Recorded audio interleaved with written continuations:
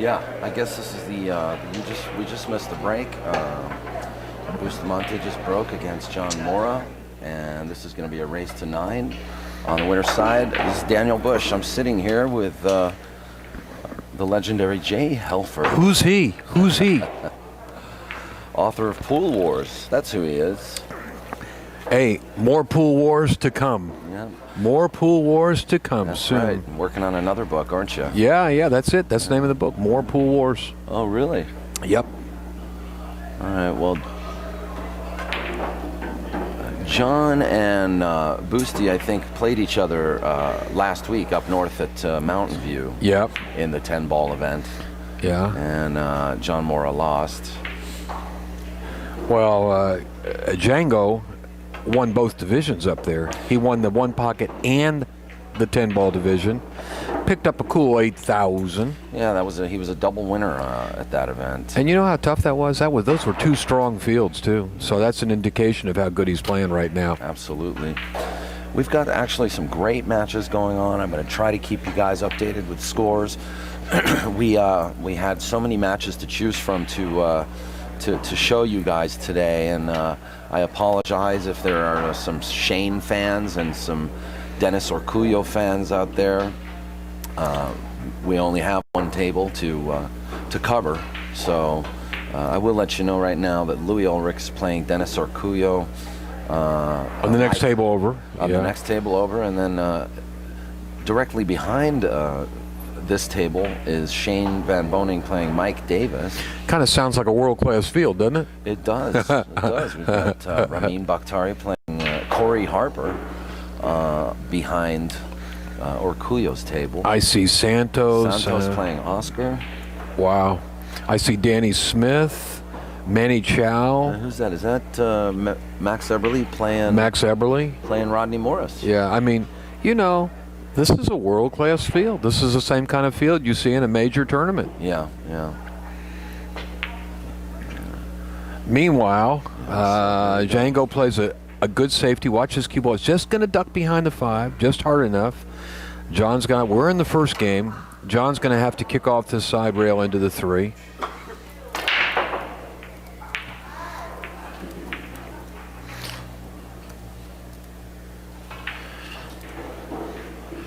John Morra has spent half his time in the last 2 years in the Philippines playing pool, and it has markedly improved his game.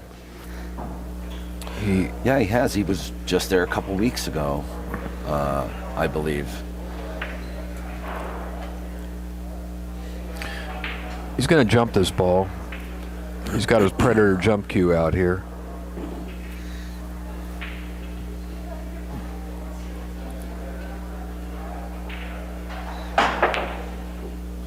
Wow. Well, on any other table, Daniel, that ball would have gone in. Oh, it would have dropped. Yeah, but not on this table. You're looking at a table with barely 4-inch pockets. Barely 4-inch. Ernesto Dominguez is the one that set up these tables, and if he errs in any way in setting up a pocket, he makes them too tight.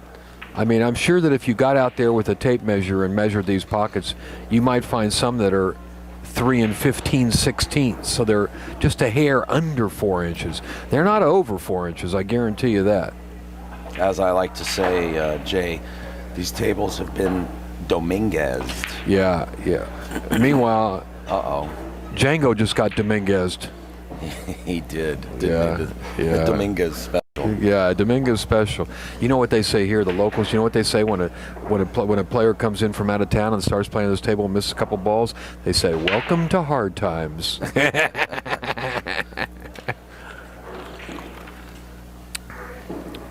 Well, for anybody wondering if in the chat room if I'm sick today, no, I'm feeling great. I overextended last night. Went and did some karaoke with the gang after yesterday's. Oh, really? With Filipinos, matches. Probably. Huh? No Filipinos came. Because the Filipinos love karaoke. Yeah, no, it was Vicky Wade of the APA with her friend Danny Smith from Ohio. Yeah. And a couple of other Douglas Wu of West Coast Pool Players. So, did a little singing. That must have been fun. Had a great time at the Royal Room. Yeah, well, if you're singing, you're probably drinking too. No, I'm not really. I'm watching everybody else have fun. And Eddie Oregwin actually showed up, so that was great. So here we are. John is now. We're still trying to get a winner for this first game. He's got an opportunity. Let's see if he can see that 5-ball. Look, see when you see him kneeling down like that. I don't know if you can see it on the screen, but yeah, so you can see him kneeling down. What he's looking at is, does he have enough room to make this 5-ball? Well, he is sort of hooked, squatting at the table, looking at it. Yeah, he's going to have to spin this. Isn't it funny, Dan, how often we see players match after match, and I've been watching this for years, where they have to squat down and look because the shots are that close, the position is that tight. And I know I say this over and over again, but pool is not a game of inches. It's a game of minute fractions of an inch. The difference between success and failure on a shot.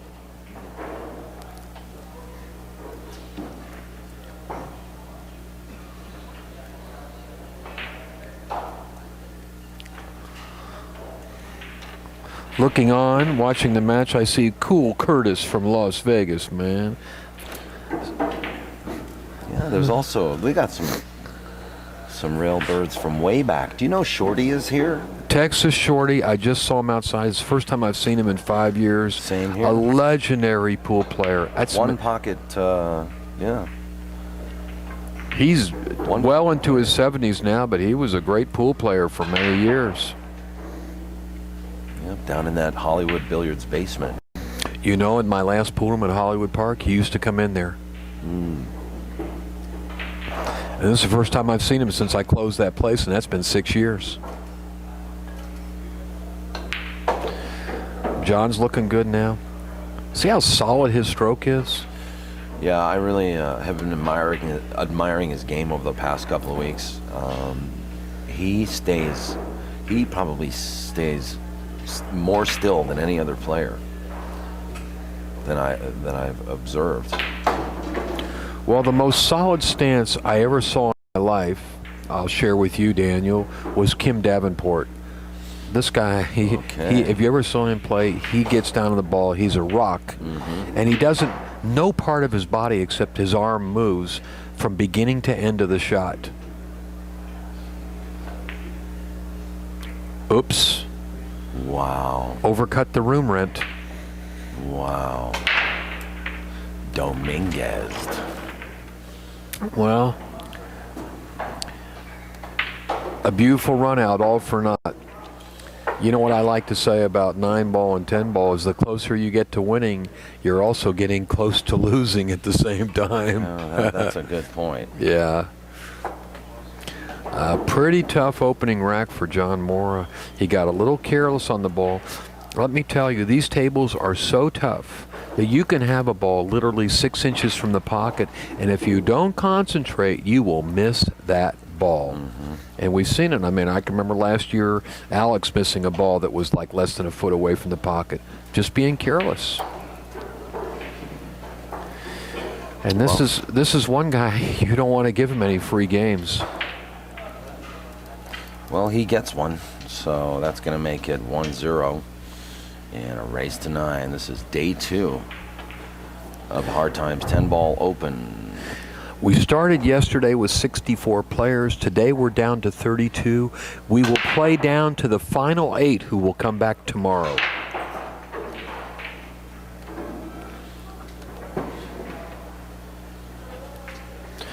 This is really a warm-up event, Daniel, for the big events coming up in Las Vegas next week. The U.S. Open 10-ball, the U.S. Open 1-pocket. Actually, the 1-pocket is first, then the 10-ball. And a lot of these players will also play in the Grandmasters 8-ball, which is a bar table event. So they've got 3 good events to play in over the next 2 weeks in Las Vegas. If you're out there watching and you want to see some of the greatest pool players on the planet, come to Las Vegas. It'll all kick off on. Well, there you go. Good morning. What did I just talk about? That was a ball less than a foot from the pocket, and he missed it badly. He jumped up too. Yeah. Well, Francisco returned the favor. He sure did. Let's see if John can close it out. He's got quite a long way to go here. The 5 ball. He's got to get on the short side of the 5 to play it in the. It doesn't pass the 8 ball, so he's got to play the opposite left corner pocket. That's probably the hardest part of this rack. Well, you know how it is in 10 ball, Daniel, on a table like this. Even if the balls are out in the open, it's no guaranteed run out. I mean, a lot of 9-ball tournaments that I work on, when I see the balls all spread out and the pockets are typical 4.5-inch pockets, you can be pretty assured that the player's going to run out. It is not that way here. Every rack is a test. Mm-hmm. Every rack. Every shot yeah, is a test. Exactly. And that's the way it should be. Mm-hmm. With a world-class field like that, this is the equipment they should be playing on. One thing for sure, it separates the men from the boys, and what I mean by that is you've got to be a top player to be in the final 8 players coming back tomorrow. There's no accidents. Nobody's going to get lucky. I mean, they keep massaging the rules. They keep massaging the rules, but I don't think you have to change the rules of 10 ball. Just play this game on a tough table, and the best players will be there at the end. I agree. I think the 10 ball coming around and making a splash in the billiards world has really sort of pushed these players to their limit, and I think the rules are great.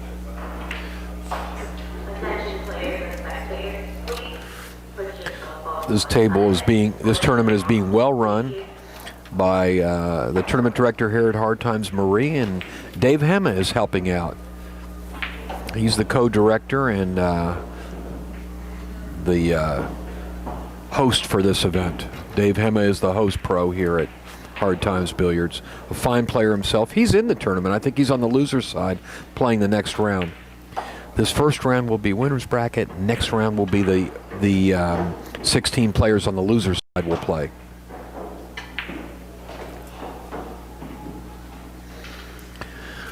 So imperative that John completes this rack, kind of the make-up for his mistake. I'll tell you one thing, Daniel. When he gets down on this next 10 ball, he's going to take dead aim.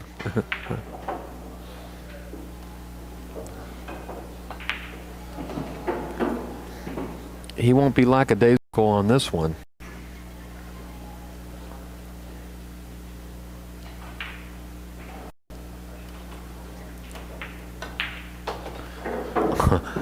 He stayed out on that ball for about a second after it went in the pocket. Yeah, well, he closes it, so that's a good thing for John.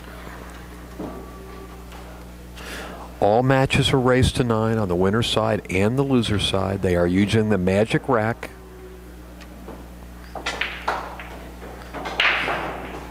I look over to our left. Louis Ulrich won his first game against Sarkulio. Shane Van Boning is shooting the 10 ball against Mike Davis right now.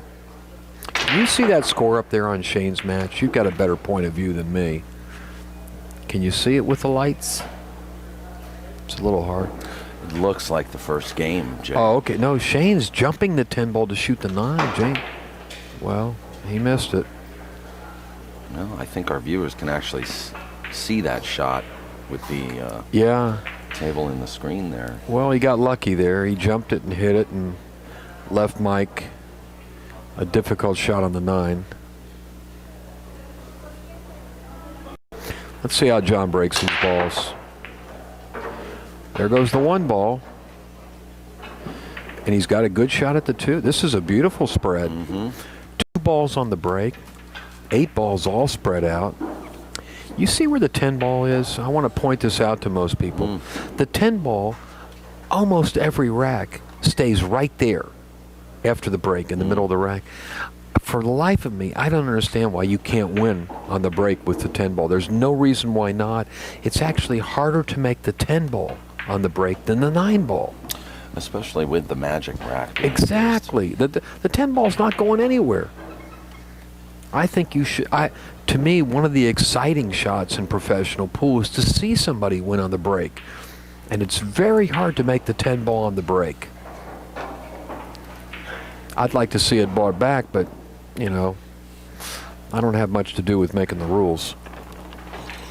Of course, Daniel, I never followed the rules in my life anyway.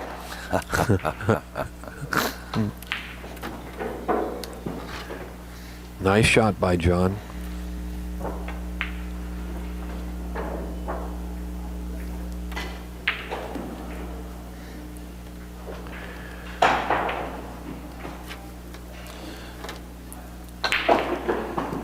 Shane is going to win the first game down there, I think. See if you can see the score when he puts it up. Can you see that? It looked like 1-0. Okay, so he won the first game. Shane, even with all these great players, I know Shane fully expects to win this tournament. He comes to every tournament only thinking of one thing, and that's winning the tournament. I could see how he looked today, sitting on the sidelines waiting for his match to start. He's got his game face on, do you know? Mm-hmm. I mean, he's here for one reason only, to win the tournament.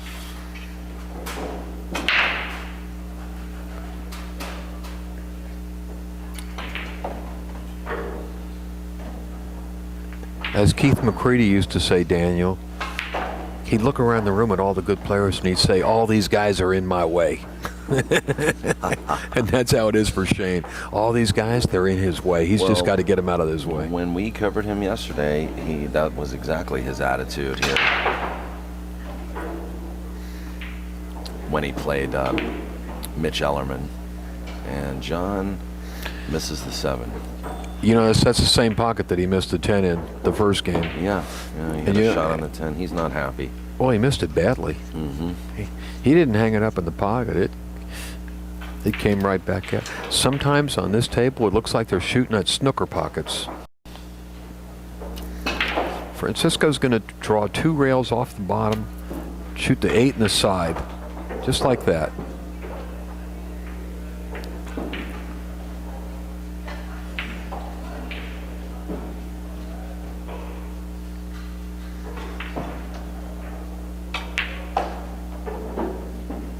Boy, his stroke is just so fluid, you know?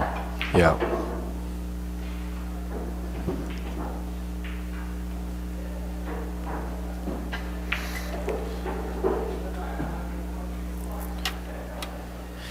We're looking at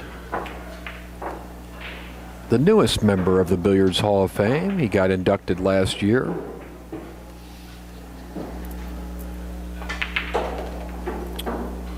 Francisco did, yeah? Yeah. No kidding. And Ralph Souquet went in. I mean, these guys are both, Ralph and Francisco are both in the Hall of Fame now, but they're still in the prime of their careers. Mm-hmm. Neither one is even close to thinking of retiring. Francisco, I believe, is 47 years old now. Ralph, 42. And for a pool player, those are prime years, your 40s. Yeah, I'll agree on that. Can't say much for my prime. And I'm 42 now, so. Yeah. My prime is yet to come. There you go, Jay. That's a good attitude. They say I have potential. If I stick with it, I got potential.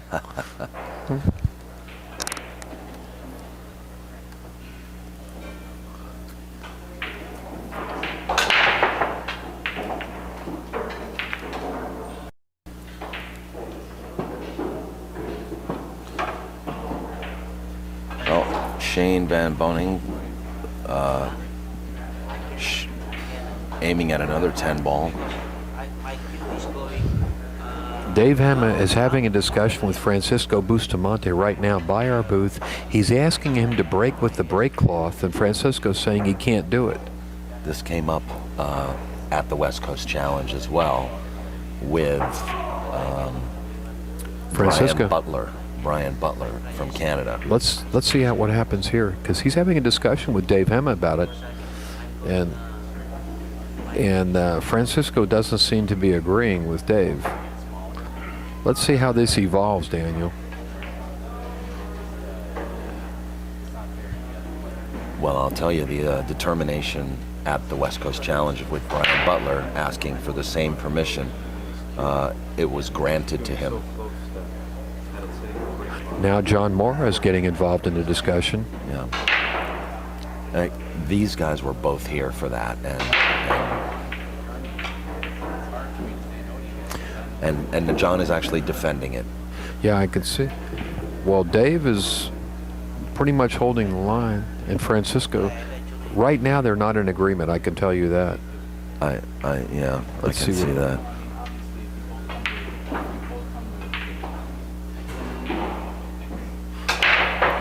What's the result, Dave? Well, they're having a hard time with the brake cloth because they can't get into the cue ball as well. So the owner would like them to continue using the brake cloth. I might have to ask the owner if we can just flip away the brake cloth, because I understand it completely. And I know you probably do too. Well, I have my own opinion about it, but these are world-class pool players. You know, it's not like this is not run of the mill. I mean, we've been talking about this, David. I'm discussing right now with Dave Hema, the co-tournament director here. We've been talking about it. This is truly a world-class field you have here. And so we want to accommodate them as much as possible also. So, you know, maybe in the next, maybe we do make an announcement that we're going to take away the brake cloth. That's what I said, but if I could, my sense is this tournament only lasts for 3 days. Right. And after that, there's not going to be that much wear on this cloth in 3 days. After that, if your regular customers use these tables and use the brake cloth, they're going to be the ones that are going to play on it for the next several months. But this actually came up at the previous event in the West Coast Challenge. Yeah. Okay. Brian Butler, a snooker player from Canada, had the same issue, and he was asked to use the brake cloth. And after an explanation with Ken Schumann, the tournament director, and Chris Swart, they had decided to allow them not to break with the brake cloth. So I don't know if you guys are going to make the same determination. I'm not. I've had, I'm having numerous. Obviously, the great breakers don't want to use a brake cloth, and the ones that don't break as good know that it's an advantage for them to have to use a brake cloth. So, I know it's kind of a little bit of a mind game too, but we really do want to do the right thing, and at this moment we have to keep it the way it is. But like you said, you might be hearing an announcement. If the owner says, let's take it away, we could do so.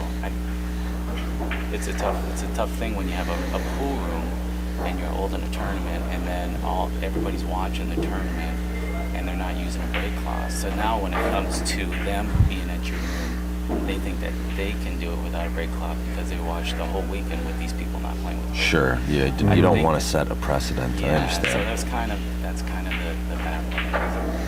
Well, I think there's a reasonable explanation you can give to your room players, and Dave, as a former tournament director myself, I would say to you that it's ultimately it's going to be you and Marie that make the call to the players and say this is a decision, whether it's optional or not optional. Yes, absolutely. It will be our call, but also we're not at 5,000. Yeah, I understand. Oh, yeah. Well, it may filter down to you from the owner, but the players are going to hear it from you. Oh, you're the one that's going to tell them. Absolutely. Well, let us know. Let us know what the decision is. Obviously, if there's an announcement, we'll hear it. Right. Well, we'll let you know probably within. We won't start the next match until could happen right in the middle of this one because, like you said, these two might end up not using the brake cloth after a bit because I think John is okay with not using it too.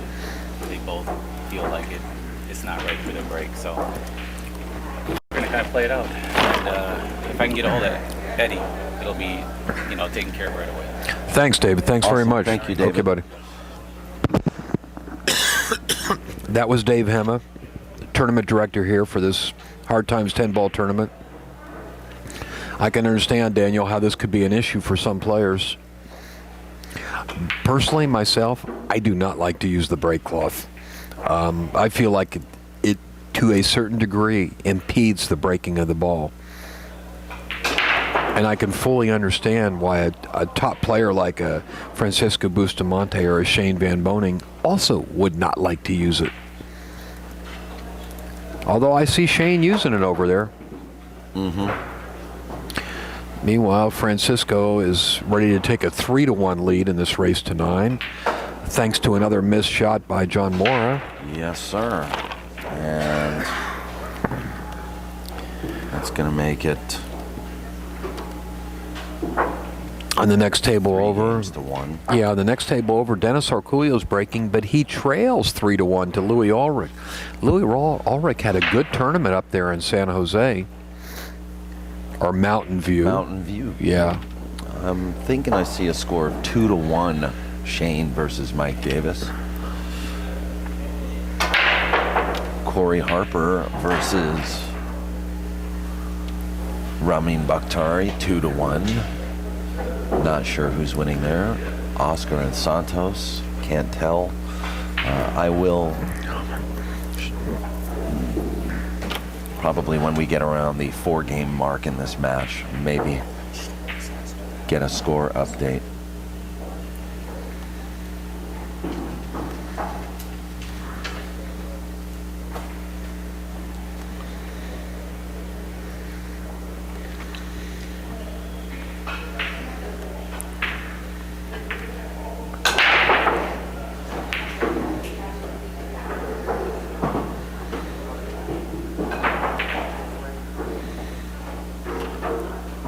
Well, that was interesting. Django is Bustamante's nickname, but Django just broke with the brake cloth that time.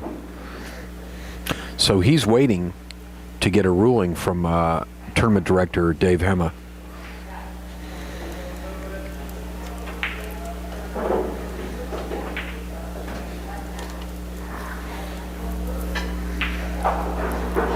Well, this rack, wow.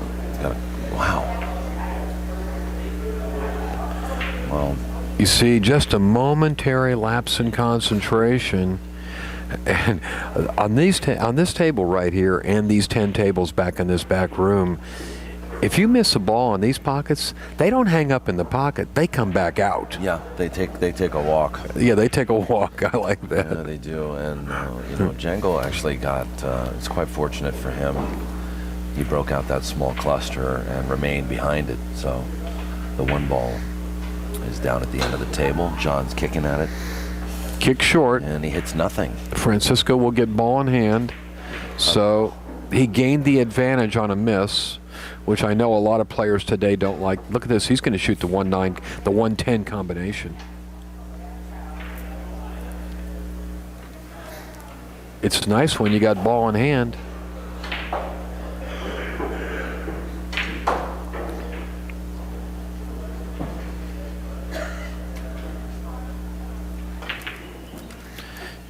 Down goes the 10, and up goes the score. Now 4-1. Bustamante, he's starting to build a nice little lead.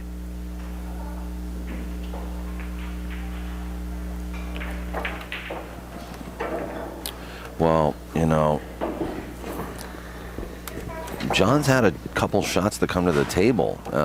He's not been kicking out all the time. He's missed a couple of balls, which have really cost him.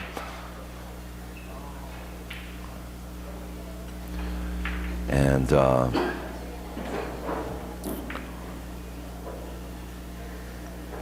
I hear the.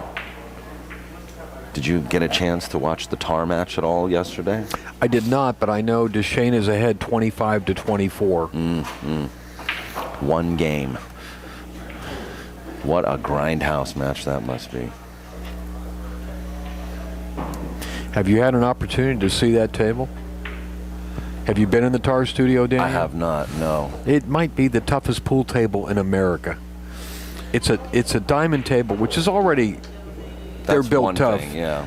But instead of 4.5-inch pockets, or even 4 3/8 like the table at my house, they're 4 1/8-inch pockets. And it's a little bit, it's almost like overkill.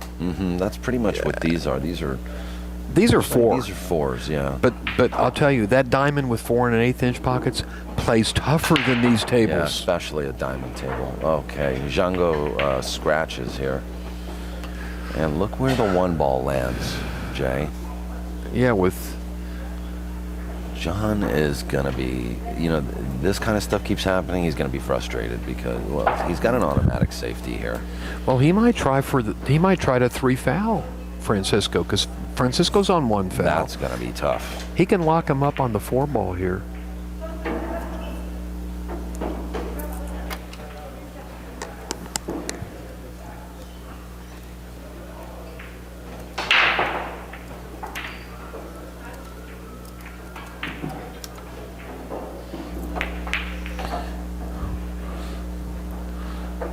Well, we let the cue ball slide out a little bit where Django's got some operating room, but Yeah. there's a lot of balls a lot of traffic to negotiate his way through to hit the one. I tell you what, you try to 3-foul Francisco, that's worth 2 games right there. Yeah, it's like trying to 3-foul Efren.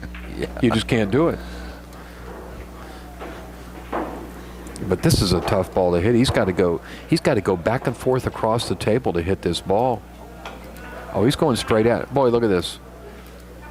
He ran straight into the middle of that ball like it was no problem at all. Yeah. A beautiful hit and a good result for Francisco. As you can see, John's got a real long shot here. This is not going to be an easy task, and he's got to kind of roll up too for the 2 ball, because the 6 and the 7 are sort of directly behind the line of fire between the 1 and the 2. Wow. You couldn't have hit that any better. I'm telling you, that was a great shot. You know, that was a real test there. That was a blood test. Big time. And it just goes to show you that even on these super tight pockets, if you hit the ball right, it will go in. So when we see players miss balls, they're not concentrating. Dennis Orcullo wins the game. It's 3-2 against Louis. Also, would like to give a shout out to the crew of the California Billiard Club, customers and employees there who are jumping into the chat room. Want to thank you guys for an amazing event last week, and for all your hard work. It's really great to see you guys, and I already miss you. So, thanks for watching the stream.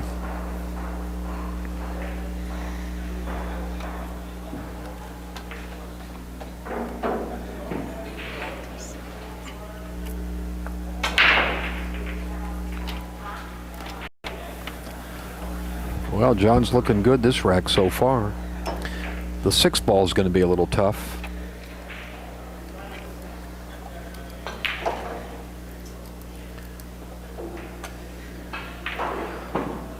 Looks like he has room to shoot the 6 in the side.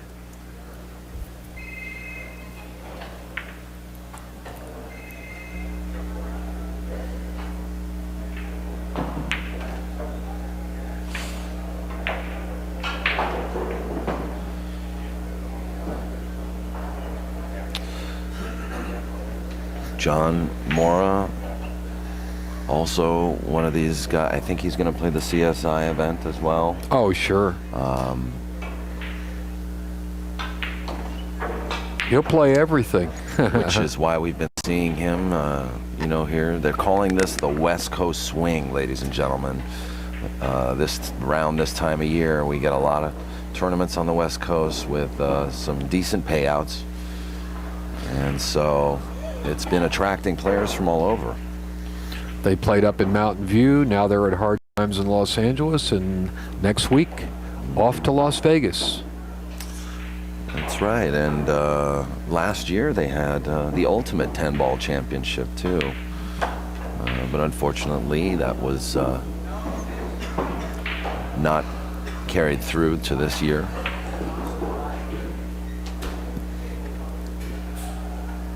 John's father was a champion snooker player for many years, Mario.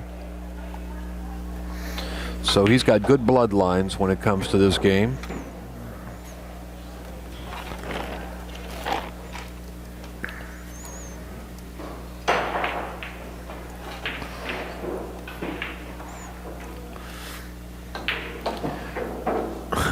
I like the way John stays down on that ball. When he shoots at that pocket, he stays down on that ball for like 2 seconds after the ball goes in the pocket.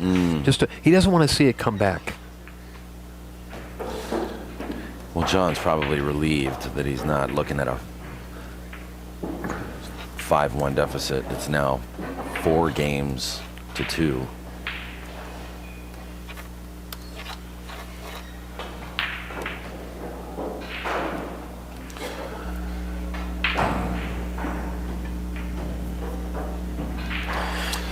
Carefully placing the balls on the magic rack. You know, Daniel, the first time I saw that rack being used, which was about 4 years ago in Manila, I thought, what in the heck is this thing? Is this for... I was surprised by it too. It took some convincing for me to believe in it, but then when I saw that the balls all stayed frozen, I said, you know, there's something to this rack. I had the same opinion of it when I first saw it, you know, because it came on the heels of the Sardo rack, right? And the Sardo rack was really good, but a very complicated device. This is as simple as the Sardo was complicated.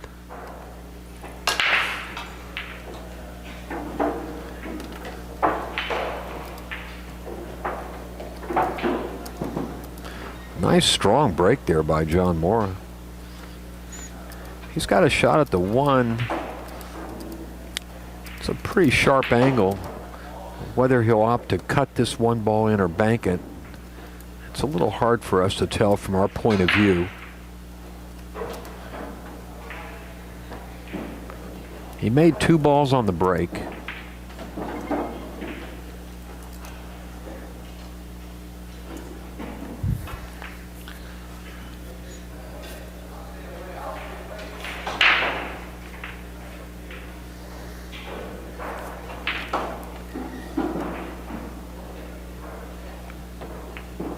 and he's overcut that. I think his cue is elevated a little bit there, which caused him to... he way overcut that ball. Yeah, his stroke swerved a little there because his cue was elevated. I think he needed to get back up and look at that one again.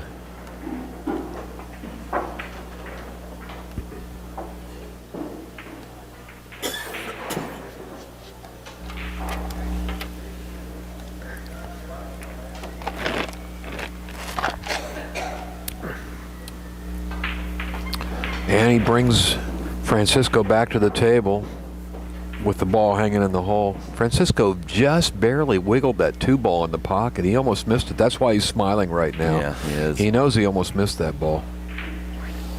Louis has just taken down a game now. It's 4-2 against Dennis Arcullo.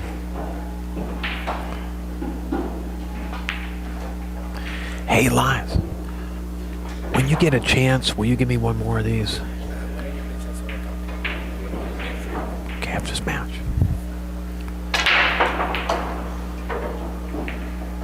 Did you get an opportunity to get a hold of Robin Dotson today? No, not today. And oddly, you know, because her son, Drake Bell, was going to come in and maybe join you for a bit here. I got a few things to talk to that kid about. Yeah, well, sure. No, I remember Drake when he used to tag along with Robin to the pool tournaments when he was like 3 and 4 years old. No kidding. Oh yeah. Well, you know, he loved it. There were some kids here thinking that he was going to come in today. Right. Yeah, he's a big celebrity Eddie- with the teenage crowd. Eddie Oregwin's kids were all here. They're big fans of Drake and Josh, the show that's on Nickelodeon. Yeah. And so, you know, But so how's it look? Are we going to get to see Drake? well, maybe I should give her a call when I have a chance to break away. And I'll try to get a determination, and I'll make an announcement if one needs to be made. I'd like to talk to Robin too. Robin is also in the Billiards Hall of Fame, one of the foremost women players of all time. Mm-hmm.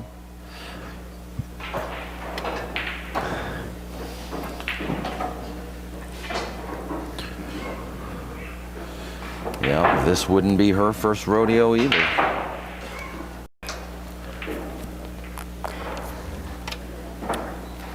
She's the manufacturer of the Frog jump cue, very successful jump cue. Been very well marketed by Robin Dodson and her Is that company. the green? That's the green one. Yeah. The Frog. She'll be over in Las Vegas. She has a booth in Las Vegas I every think year. Barbara has one. Do you not? Yeah. Yeah.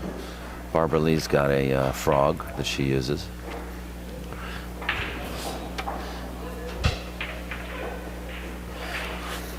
Francisco maintains his 3-game lead here, 5-2.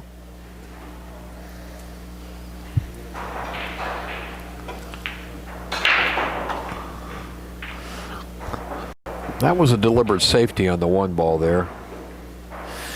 And John Morra is blocked by the 7 ball.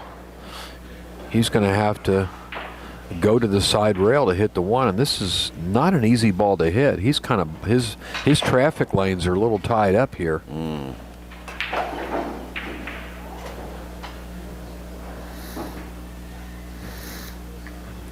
little too much traffic for him, I think. John's waiting because Shane is breaking on the next table, so John is waiting for Shane to break the balls. Take a look. That's on the top of your screen. That's Shane Van Boning, the man in black today. That crash you heard was him breaking the balls.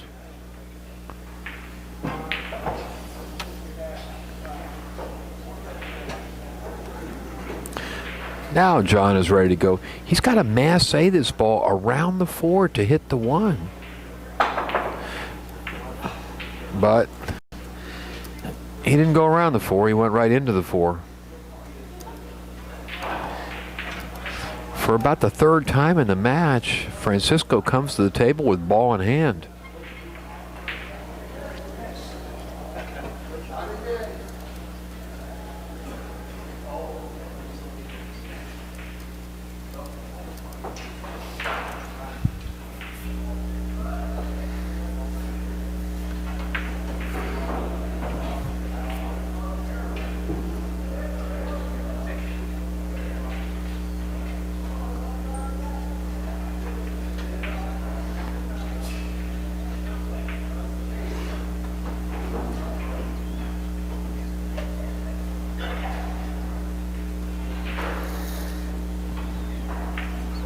I want to say hey to Justin Collette in the chat room right now of the Action Report. Hope he's having a good time out there in Vegas. Also I want to just say a couple of words for a dear friend who is not able to be with us here or in Vegas. He's supposed to be in Vegas. It's Andy Chen. I just wanted to say hi to Andy, and he's been a little bit sick, so we're just kind of hoping he's getting better. Sorry to hear that. Yeah, he wasn't able to go and do the Hatch DeShane match because he's been sick. I hope he's doing better. Hi there, Andy. Take care of yourself, buddy. Yeah. What time's the match start tonight, Justin? Give us a recall, a heads up on that, Justin. What time's the tar match start today? It's got to start pretty early. Race to 25. I believe is it not 4 o'clock? Yeah, Spanky in the chat room. It's 4 o'clock Vegas time. Okay. So they go tonight until somebody reaches 50. And I'm curious. I'm wondering if who's joining them in commentary on that. I don't know. We'd have to ask Justin that Ken one. Schumann is there. Well, Ken Schumann, yeah, he may well be. He may well be there. I know he was in Mountain View with us, and he lives in Sacramento. But he may have taken a drive. Yeah, Ken Schumann is there. Please say hi to Ken Schumann for me, Justin. And what a great time I had with him at Mountain View. Meanwhile, Francisco's making short work of this rack. Yeah, he's caught a gear. That was a beautiful cut on the 5-ball into the side pocket.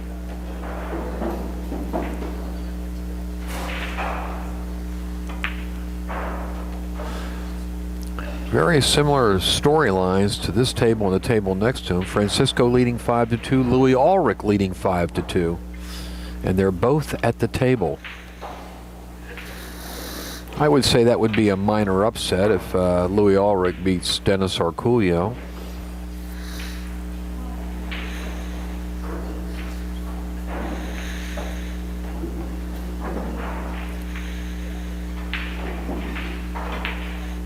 And game number 6 on the wire for Francisco.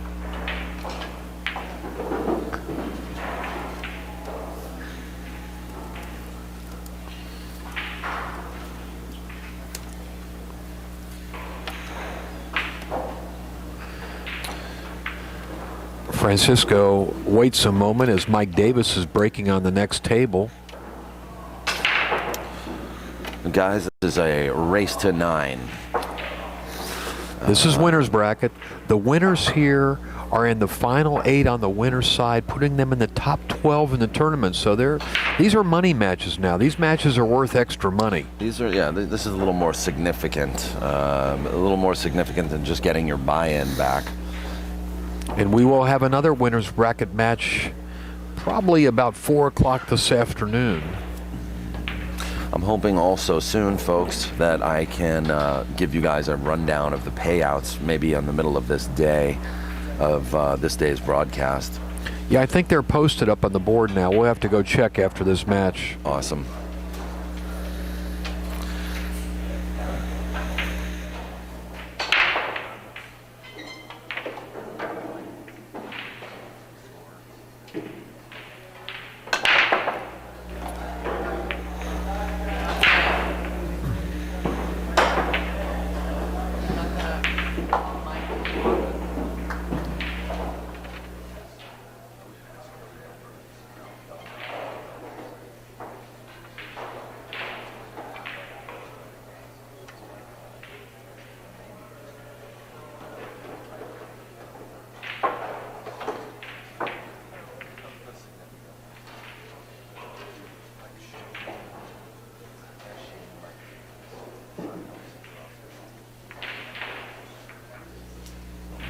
Okay. Good.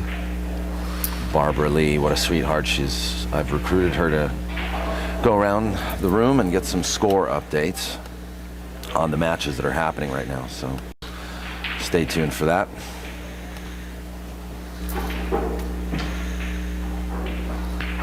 Francisco comfortably ahead in this match, thanks to a couple ball in hands he received from John Morra. Oh. Francisco's usually very good at those shots. You know, the funny thing is, every time we see Francisco miss a shot, he doesn't give up much. John Morra is in a situation here, all he can do is play safe.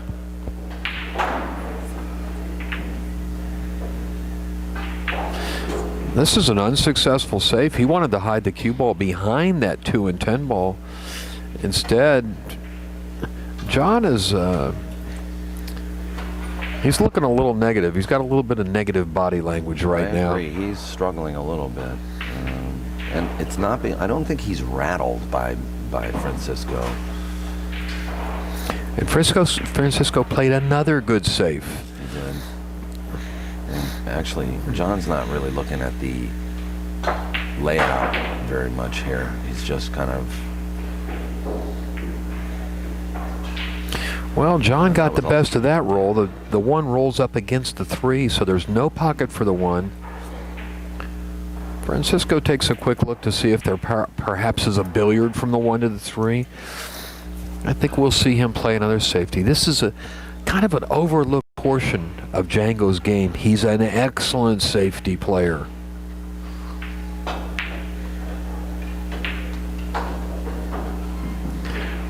He knows how to make your life miserable. He deftly plays the 1 off the 3 and sends the cue ball all the way down to the end of the table. Distance is your friend when you're playing safe on this table.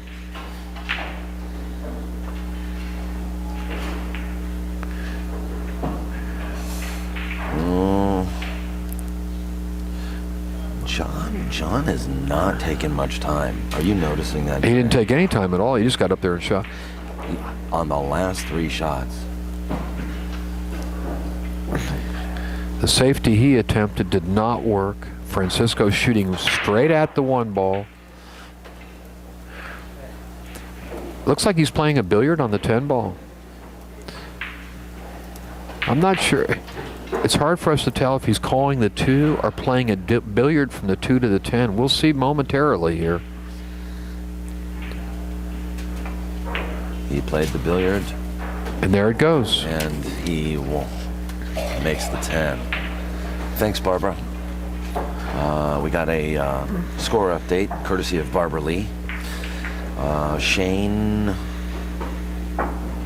I don't have. Here we go. No. Yes. Shane is down against Mike Davis 5 games to 3. 6 to 3. Make it 6 to 3. Mike Davis beating Shane Van Boening. Oscar Dominguez is winning against Santos Sambajon 3 games to 2. Max Everly is up 4-3 against Rodney the Rocket Morris. And Corey Harper is down against Ramin Bakhtari. He's losing 3 games to 2. Well, that's a slow match. Well, we got some upsets in the making here. And meanwhile, also Louis Ulrich is 6 games to 2 on Dennis Urculio. And at the table shooting. Yes.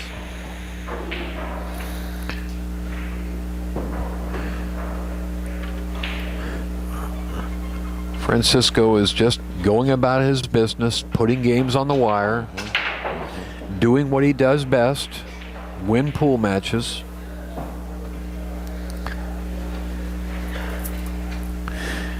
Nice break here. This is what they want to start with, a nice shot on the 1 in the corner.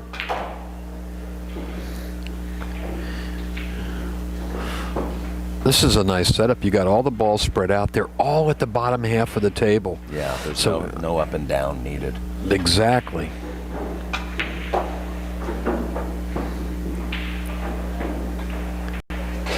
I don't really see any difficulties this rack other than getting from the 6 to the 7 ball. If there's any problem shot, that's going to be it.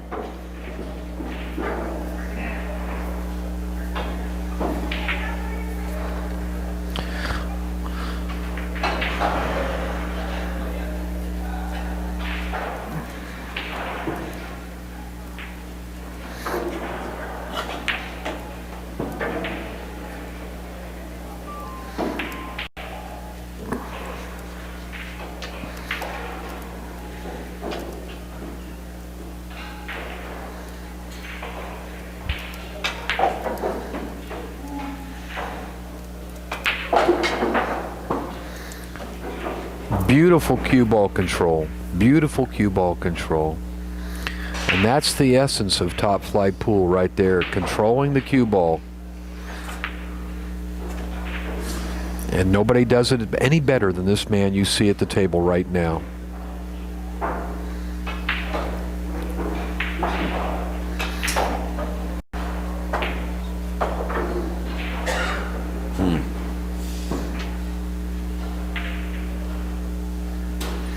Boy, he went through this rack like a hot knife through butter. He really did. Time for some toast.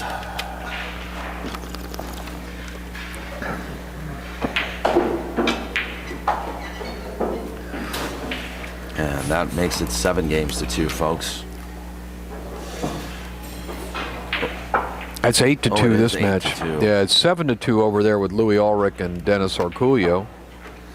These two matches are both progressing quite rapidly. Incidentally, folks, I just want to let you guys know that on May 26th and 27th, Povpool will be streaming the United States National Snooker Championship from the Embassy Club in San Gabriel, California. This is a 3-day event, but a 2-day stream. I will be streaming day 2 and day 3 of this event. The very first ever live snooker stream from the United States. Sounds like fun.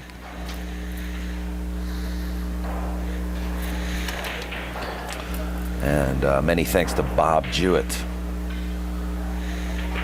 Francisco for coordinating that for me. Thank you, Robert. Well, Francisco finally makes a mistake on his break shot. He scratches on the break. John Morra will have ball in hand. 9 balls on the table.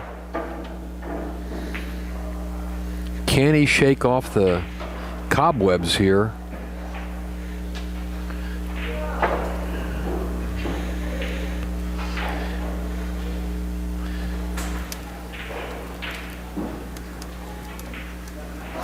You know, Daniel, the essence of professionalism is even if you're buried in the match, you get up there and you do the best you can.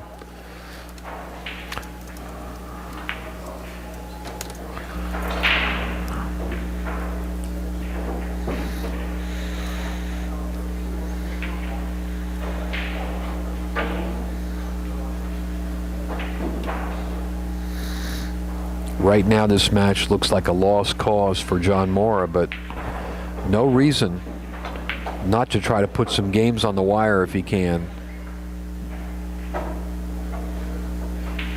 There's really no pressure now. When you're buried in a match 8-2, you can pretty much freewheel it. Mm-hmm. This is a really good chance for John, but I'm afraid he's got a long way to go. I think he's afraid too. He knows he's pretty much out of this match, but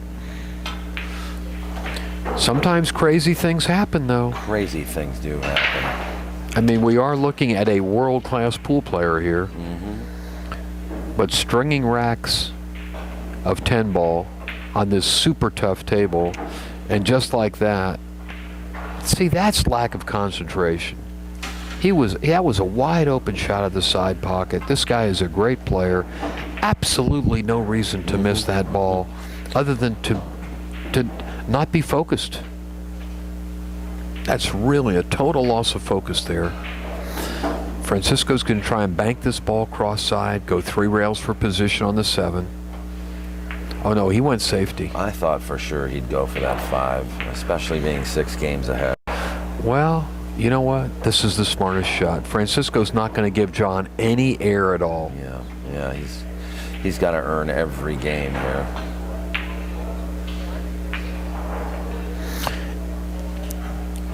And you know, he's just kind of swinging. I noticed him swinging like this about 4 games ago. Well, he made it a little tough for Francisco because Francisco's got to jack up and shoot over the 7 ball.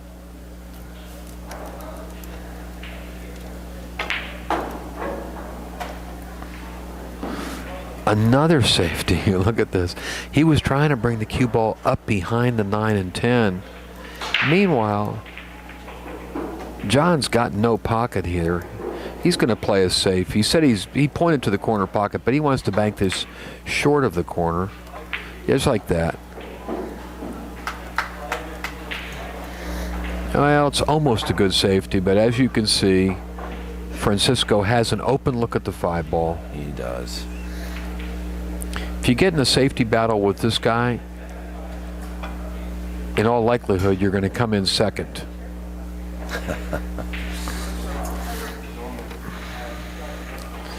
I'm not sure if John can see this 5-ball. He may have to kick to the side rail.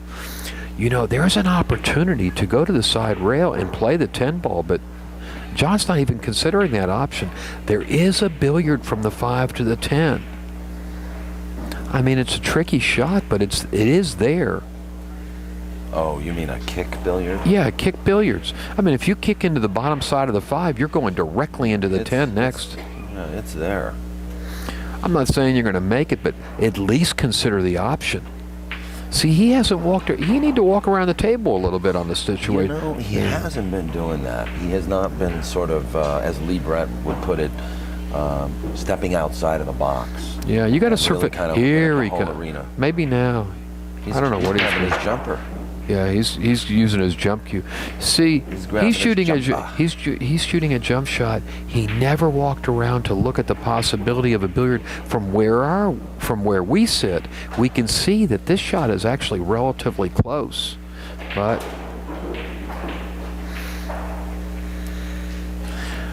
take a good look. This may be John's last shot of the match right here. He made a good hit, but Francisco's going to have a shot at the 5-ball. Well, the 5 stopped in a position where Francisco cannot shoot it in the corner pocket. He's blocked.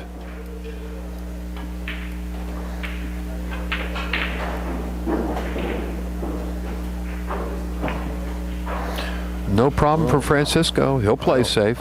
I don't know if he got there. Yeah, he got there. He's smiling because it's like he wanted to really kind of put him in jail and deadlock him, but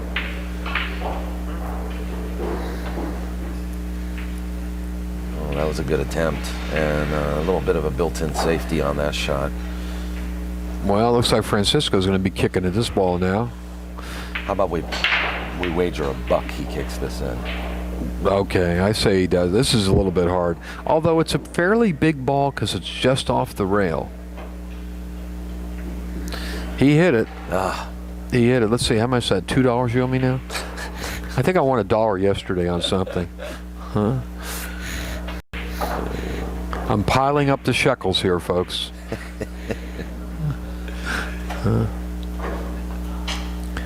Oh, that's gonna be it. That's gonna be it for John.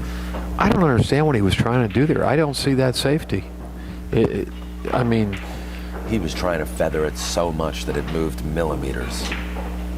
And he needed to bring the cue ball all the way up to the end rail.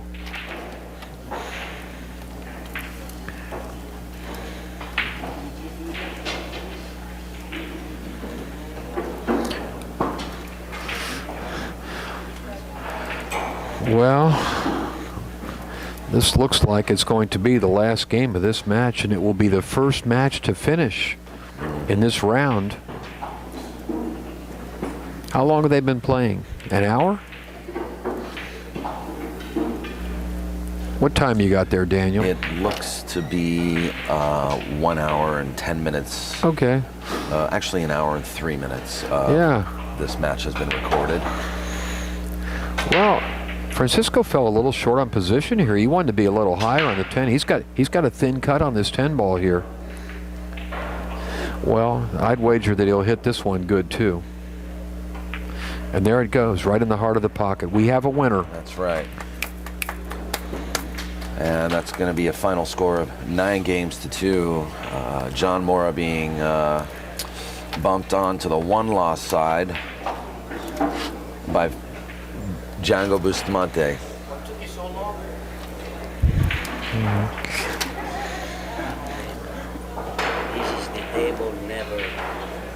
A couple of comments from Francisco. I know. Perfect for you. To Jay. Listen, it's not as tough as that tar table you played Shane on, though, is it? Yeah. It's as tough as that table? Very tough, this table. Okay. I'm talking to Francisco Bustamante right now. He said it's the toughest table he's ever seen in his life. You didn't seem to have that much trouble. Only in hard times, Bellflower. Only Hard Times Bellflower's got the toughest tables. See, tight pocket, it's like this. Well, This one you see, the one ball I miss, cut. It's like that. Sorry, the ball. Django. he says he missed the cut. Huh? What did he say? Francisco's saying he missed a cut shot. Yeah, well, he missed. He might have missed 1 or 2 shots. In the beginning, he was struggling a little. Shot is not sure to Russia. Django advances. David, he said, this is the toughest table he's ever seen in his life. We're gonna So have another that's a match. compliment. That's a compliment to Hard Times Bellflower. But he probably plays the best in anybody in the world. Yeah. We're gonna have another match soon, guys. Plenty of time. He said he runs 5s and 6s. Stand by, and I'm gonna actually ask Dave Hammer right now who we might be scheduled to see. All right. So, See you all thanks a lot. later. Thanks, Jay Helfert, and thanks to the audience for watching POV Pool.